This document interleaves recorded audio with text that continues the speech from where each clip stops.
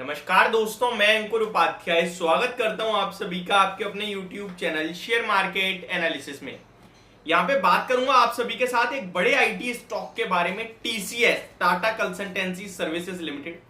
बिना बात के इस स्टॉक में 53 पॉइंट्स की गिरावट हो गई है। अगर आप खबर ढूंढने की कोशिश कर रहे हैं, अपडेट ढूंढने की कोशिश कर रहे हैं, किस रीजन से गिरा है कोशिश कर रहे हैं, तो आप एकदम सही जगह आ गए हो।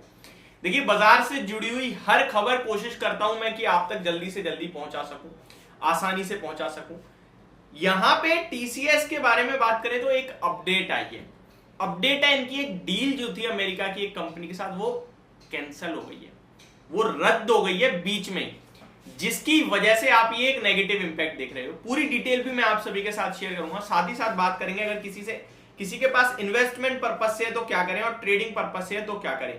देखिए, मैं आपसे हमेशा कहता हूं कि भैया कॉल ऑप्शन और पुट ऑप्शन में तो काम करना नहीं चाहिए, क्योंकि वो एक ऐसी जगह है जहां पे आप एक बार बनाओगे 10 बार गवाओगे, 9 बार गवाओगे 10 में से। तो उसको तो जितना कोशिश करें अवॉइड कर दें। एंड यहां पे बात करें टीसीएस के फ्यूचर्स में काम है, बीटीएसटी करा है, ट्रेडिंग पर्पस से कैश में लिया था, या फिर पोजिशनली लॉन्ग टर्म पर्पस से आपके पास, तो क्या करना चाहिए। सबसे पहले मैं बात करना चाहूंगा क्या खबर है, किस बेस किस रीजन से ये स्टॉक टूटा है। तो अमेरिका की एक कंपनी के साथ डील थी इनकी, जो कि रद्द हुई है। यानी कि ऐसा नहीं है कि कोई डील होने वाली थी और वो रद्द हुई, नहीं, डील ऑलरेडी चल रही थी, वो बीच में टूट गई है। प्री मैच्योर जिसे कहते हैं। फॉर एग्जांपल, आपने अपने पैसे की एफडी कराई 10 साल की, 5 साल में तोड़ दी, तो वो मैच्योरिटी से पहले तोड़ दी, ठीक है, तो वहां क्या होगा, टैक्स कटेगा आपका। लेकिन ऐसा कुछ नहीं है यहाँ पे, बट डील पहले कैंसिल हो गई है, ये इंपॉर्टेंट है। ट्रांस अमेरिका नाइसिस के साथ $2 बिलियन की एक डील थी, जो कि कैंसिल हो गई है बीच में ही। अब ये टोटल कितना टाइम की थी, 10 साल की, और 5.5 साल में ये डील टूट गई है। 5.5 साल तक इन्होंने काम करा, अब कैंसिल हो गई है। बचे हुए 4.5 साल जो बचे थे उसमें काम नहीं करेंगे दोनों साथ में। ये डील थी जिसके कैंसिल होने की वजह से आज स्टॉक पे प्रेशर देखने को मिल रहा है। देखिए, ये प्रेशर है वन डे वंडर वाला, यानी एक दिन का ही है, लेकिन टेक्निकली जो साउंड हो रहा है, जिन लेवल्स पे अभी 3163 पे है, अगर ये स्टॉक 3170 यानी कि यहां से 7.2 से नीचे ही बंद हो जाता है तो थोड़ा नेगेटिव है। बट जैसा कि मैंने कहा, ये खबर के दम पर गिरावट है, ज्यादा टिकाऊ नहीं है।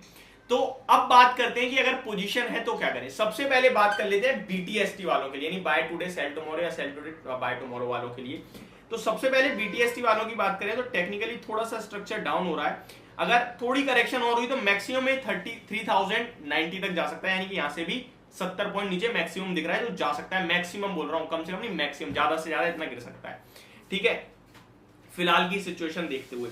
वहीं रिसेंटली जेपी मॉर्गन ने पूरे आईटी स्टॉक्स को भी डाउनग्रेड कराया, तो उसका एक नेगेटिव इंपैक्ट चल ही रहा है। तो ये तो हो गया आपके लिए टेक्निकल और खबर और सारी नेगेटिव चीजों के ऊपर, जहां तक गिर सकता है वो जो दिख पा रहा है वो बताया। अब आते हैं पोजिशनल, यानी 1 से 3 महीने के लिए अगर किसी ने कैश में खरीदा है तो क्या करें। तो मुझे लगता है आपके लिए बेस्ट होगा कि ये गिरे और 3090 या 3100 यानी कि यहां से 60.2% नीचे और मिले, और खरीदना, एवरेज करना। 1 से 3 महीने वालों के लिए बात कर रहा हूं, एवरेज करना, आपकी बाइंग प्राइस नीचे आएगी। और अगर आपने 3100 से नीचे खरीदा है तो भी आप 3100 पे और शेयर्स को ऐड कर लेना। एंड उसके बाद आपका फर्स्ट टारगेट होना चाहिए 3200 रुपए का, यानी 100 रुपए ऊपर, 3% ऊपर। जो एवरेज है कम से कम वो तो बेच ही देना, वहां पे बचा हुआ आप बेशक रोक लेना। ये आपका व्यू होना चाहिए पोजिशनल और बीटीएसटी वालों का। अब आते हैं लॉन्ग टर्म पर्पज से।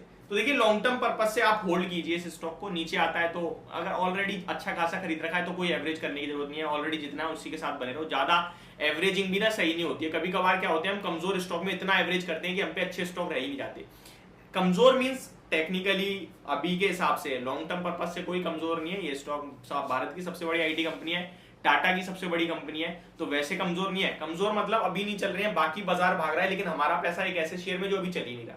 तो इसलिए मैं कह रहा हूं लिमिटेड रखा करो। इसी को वेल मैनेज पोर्टफोलियो कहते हैं। इसी पे कोर्स भी था जिसमें सब कुछ मैंने शेयर करा था। मैनेजमेंट पे भी एक वीडियो थी, डिस्क्रिप्शन में लिंक है, वो भी आप चाहो तो देख सकते हो।